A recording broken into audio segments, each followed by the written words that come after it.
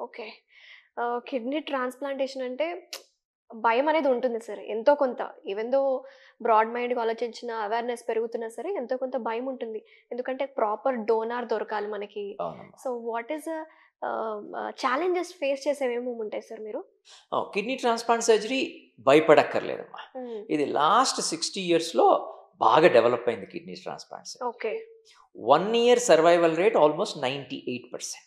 హుహు. సర్టెన్ సెంటర్స్‌లో 99% 1 year survival rate. Oh! So, మంచి సక్సెస్ రేట్ వచ్చింది. టెక్నికల్ అంటే ఆ సర్జరీ చేయడం బాగా అడ్వాన్స్ అయింది. మన టెక్నాలజికల్ అడ్వాన్స్‌మెంట్స్ వల్ల. Okay. So, okay. Kidney transplant అన్‌ఫార్చునేట్‌గా ఎవరికైనా రిక్వైర్మెంట్ ఉన్నా భయపడాల్సిన అవసరం లేదు. హుహు. ఎస్పెషల్లీ హైదరాబాద్ లాంటి సిటీలో మంచి సర్జన్స్ అవైలబిలిటీ ఉంది. హ్మ్. ఇప్పుడు మాలాంటోళ్ళ దగ్గరికొచ్చి కన్సల్టేషన్ తీసుకుంటే, వాళ్ళకి మేము ఎలా చేస్తాము, ఎలా ప్రొసీడ్ అవుతామో చెప్పగలుగుతాం. ఓకే. ఇప్పుడు ఇంట్లో ఎవరైనా రిలేటెడ్ వాళ్ళు డొనేట్ చేస్తే అది బెస్ట్. దాన్ని హ్మ్. లివింగ్ రిలేటెడ్ ట్రాన్స్‌ప్లాంట్ అంటాం. ఎవరైనా దూరపు చుట్టాలైనా సరే, రిలేటెడ్ ఉన్నోళ్ళు ఎవరైనా ఉన్నా చేయొచ్చు. ఓకే. ఎవరైనా వాళ్ళతో అటాచ్డ్ ఎమోషనల్ రిలేటెడ్ అంటాం వాళ్ళని. వాళ్ళు బ్లడ్ రిలేటెడ్ కాదు. బట్ వాళ్ళు ఫ్యామిలీలో ఎప్పటినుంచో కలిసి ఉంటున్నారు. వాళ్ళని ఎమోషనల్ రిలేటెడ్ అంటాం. ఓకే. అవి కూడా బెటరే.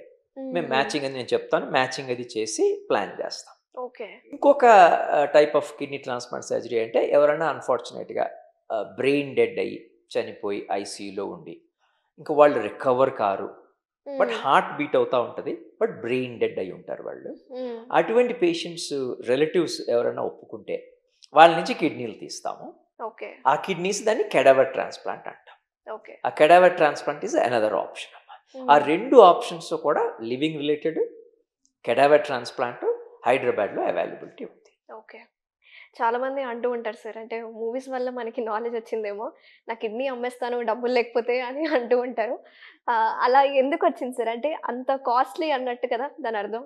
అదే మనం ఈ ఇంటర్నెట్, యూట్యూబ్ రీల్స్‌లో అది చూస్తుంటాము. హ్మ్. కిడ్నీ అమ్మడం గురించి జోక్స్ అవి. అవును. అవి jokes apart kidney transplant surgery బాగా వెల్ ఎస్టాబ్లిష్ అయిపోయింది ప్రపంచంలో. మెడికల్ ఫీల్డ్‌లో it's a good treatment option. But unrelated transplants ఇండియాలో ఇల్లీగల్ అమ్మా. సో, అన్‌రిలేటెడ్ పీపుల్ డబ్బులు తీసుకొని కిడ్నీ డొనేట్ చేయడం అది లీగల్ కాదు. హ్మ్. అది ఓకే. అది అలౌడ్ కాదు. హ్మ్. అది. యాస్ డాక్టర్స్ మాకక్కడ వాళ్ళ మధ్యలో ఏం జరుగుతుందో మాకిది అవగాహన ఉండదు. కానీ మన ఇండియన్ లా ప్రకారంగా అన్‌రిలేటెడ్ పీపుల్ డబ్బులు తీసుకొని కిడ్నీ డొనేట్ చేయకూడదమ్మా. ఓకే. సార్ రిజెక్షన్స్ గూడా అవుతూ ఉంటాయి గదా సార్? అమ్మ ఇది కిడ్నీ ట్రాన్స్‌ప్లాంటేషన్‌కి కాంప్లికేషన్స్ ఉన్నాయి కొన్ని. హుహు. 20 years ago, 10 years ago complication rate కొంచెం ఎక్కువుండేది. ఓకే. ఇప్పుడు కాంప్లికేషన్ రేట్ బాగా తగ్గింది. హుహు.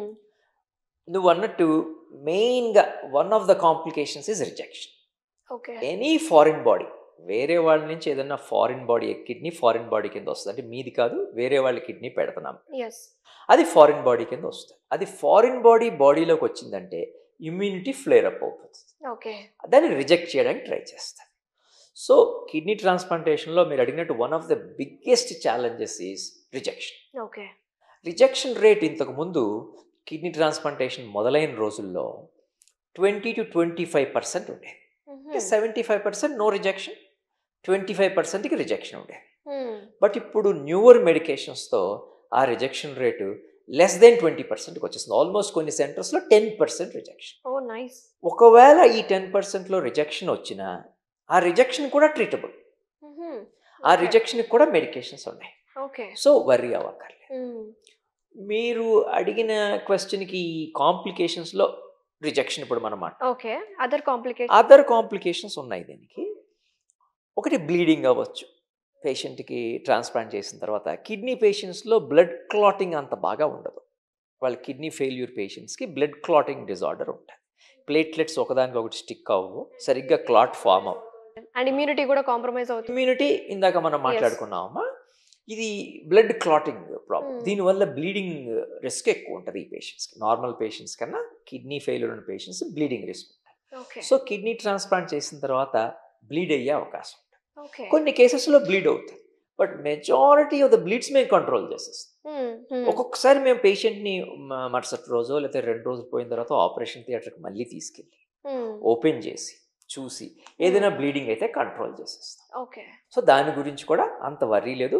Most of the bleeding situations control చేసేయగలం. ఓకే. సో అదర్ కాంప్లికేషన్స్ ఏంటంటే యూరినరీ కాంప్లికేషన్స్ అవ్వచ్చు, యూరిన్ లీక్ అవ్వచ్చు. ఎందుకంటే కిడ్నీ ఆర్టరీ వెయిన్ కనెక్ట్ చేసిన తర్వాత యూరెటర్ ఉంటుంది, ఆ యూరెటర్ ఏమో బ్లాడర్ కనెక్ట్ చేస్తాం మేము. ఓకే. ఆ బ్లాడర్ దగ్గర లీక్ అయ్యే అవకాశం, అది Okay. అతుక్కోకపోతే లీక్ అయ్యే అవకాశం. ఆ లీక్ కూడా మళ్ళీ మేము ఆపరేషన్ చేసి దాన్ని ఫిక్స్ చేయగలుగుతాం. Okay. So kidney transplant operation కొన్ని కాంప్లికేషన్స్ ఉన్నా ఆ కాంప్లికేషన్స్ కూడా మేము డీల్ చేయగలుగుతాం. ఇప్పుడు అంత అడ్వాన్స్ అయింది టెక్నాలజికల్గా. I have seen few of the people sir ఏంటంటే ఒక కిడ్నీ ఫెయిల్యూర్ అయిపోతుంది అనమాట, ఓన్లీ 1 కిడ్నీ. సో అది ట్రాన్స్ప్లాంట్ చేస్తారు.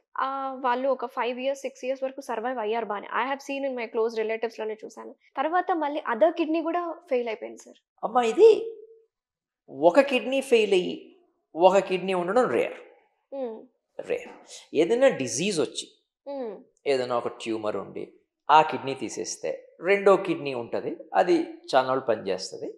అది ఏమన్నా ఫెయిల్యూర్ అయితే అది వేరే సిచ్యువేషను.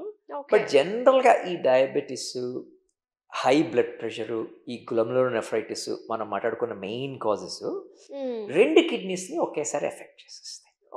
2 కిడ్నీస్ స్లోగా డిటీరియట్ అయిపోతాయి. ఓకే. ఇప్పుడు డొనేట్ మీరు ఇంకొక రకంగా పెట్టచ్చు. డొనేట్ చేసిన వాళ్ళకి ఒకటే కిడ్నీ ఉంటుంది. అవును సార్. వాళ్ళు మంచి మనసుతో ముందుకొచ్చి వాళ్ళ ఫ్యామిలీ మెంబర్కి డొనేట్ చేస్తారు. మరి వాళ్ళ పరిస్థితి ఏంటి in case other kidney damage అవుతుంది? అది గుడ్ క్వశ్చన్ అమ్మా, చాలా గుడ్ క్వశ్చన్. సో సైన్స్ ఇంత develop అవ్వకముందు 50 years ago 60 years ago ఈ ఒక కిడ్నీతో పేషెంట్స్ కాదు, వాళ్ళు ముందు కిడ్నీ డొనేట్ చేయడానికి వచ్చిన మంచి మనిషి. అవును. వాళ్ళకి మరి ఒకటే కిడ్నీ వదిలితే వాళ్ళ జీవితాలు ఎలాగా అని ఆలోచించారు. కానీ ఫాలోఅప్లో చూస్తే ఈ ఒక కిడ్నీ డొనేట్ చేసి ఒక కిడ్నీతో బతికిన వాళ్ళు ఎక్కువ రోజులు బతుకుతున్నారు వాళ్ళు. ఎందుకంటే వన్ ఆఫ్ ద రీజన్స్ ఏంటంటే వాళ్ళు రెగ్యులర్ హెల్త్ చెకప్స్, వాళ్ళకి రెగ్యులర్గా హెల్త్ చెకప్స్ మేము చేస్తూ ఉంటాం. అట్లీస్ట్ ఇయర్లీ చేస్తూ ఉంటాం. డొనేట్ చేసిన వెంటనే వీక్లీ చేస్తాం, తర్వాత మంత్లీ చేస్తాం, కొన్నాళ్ళు పోయిన తర్వాత ఇయర్లీ చేస్తాం. సో వాళ్ళకి ఏదైనా అదర్ మెడికల్ రిలేటెడ్ ప్రాబ్లమ్స్ ఉంటే వాళ్ళని ఎర్లీగా పట్టుకుంటాం, వాళ్ళకి ట్రీట్మెంట్ చేసేస్తాం. సో వాళ్ళు లాంగర్ బతుకుతున్నారు. ఇంకొక చోట తెలిసింది ఏంటంటే World War IIలో, World War Iలో కూడా చాలా ఇంజరీస్ జరిగిపోయినాయి. అప్పటికి అంత సైన్స్ డెవలప్ అవ్వలేదు. World War II టైంకి చాలామంది సోల్జర్స్ యూరప్లో, మన ఇండియా నుంచే చాలామంది మిలియన్స్ ఆఫ్ సోల్జర్స్ బ్రిటిష్ తరపున వెళ్ళి పోరాడారు. ఎంతోమందికి ఇంజరీస్ జరిగాయి, బుల్లెట్ ఇంజరీస్, ట్రెంచెస్లో ఇంజరీస్, నైఫ్ ఇంజరీస్. వీళ్ళకి చాలామందికి ఒక కిడ్నీ పోయింది. వీళ్ళంతా యంగ్ పీపుల్, సోల్జర్స్ అంతా ఆ టైంలో యంగ్ కదమ్మా, ఇప్పుడు కూడా యంగే. ఆ ఒక కిడ్నీ పోయిన వాళ్ళని ఫాలోఅప్ చేస్తే సింగిల్ కిడ్నీతో బతికారు. They had normal lifes. Survive అయినాళ్ళు, వార్లో సర్వైవ్ అయినాళ్ళు, దే హ్యాడ్ నార్మల్ లైఫ్స్.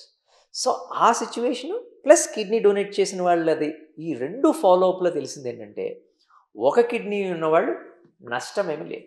మీరు అంటున్నారు కదా రొటీన్ చెకప్స్లో ఉంటున్నారు, రెగ్యులర్ వాళ్ళ హెల్త్ గురించి కాన్సన్ట్రేట్ చేస్తూ ఉంటారు కాబట్టి. ఓకే. Regular checkups. ఇప్పుడు కిడ్నీ రిలేటెడ్ కాదు, మామూలుగా లాంగివిటీ పెరిగింది అంటున్నాం. అవును. ఈ లాంగివిటీ ఎందుకు పెరిగింది? Because of medical advances. Okay. Medical advances, financial advancement, GDP growth, of course it contributes, but medical advances మెయిన్గా ఇమ్యునైజేషన్, చైల్డ్ బర్త్లో ప్రాబ్లమ్స్ లేకపోవడం, మెటర్నల్ మార్టాలిటీ తగ్గించుకోవడం, తర్వాత ఇన్ఫెంట్ మార్టాలిటీ తగ్గించుకోవడం, నేను ఇందాక అన్నట్టు వ్యాక్సినేషన్స్, తర్వాత రెగ్యులర్ చెకప్స్ అండ్ చాలా కండిషన్స్కి ప్రాపర్ ట్రీట్మెంట్స్, మెడికేషన్స్, సర్జరీస్, ఇవన్నీ రావడం వల్ల లాంగివిటీ పెరిగింది. సార్ ఇంకోటి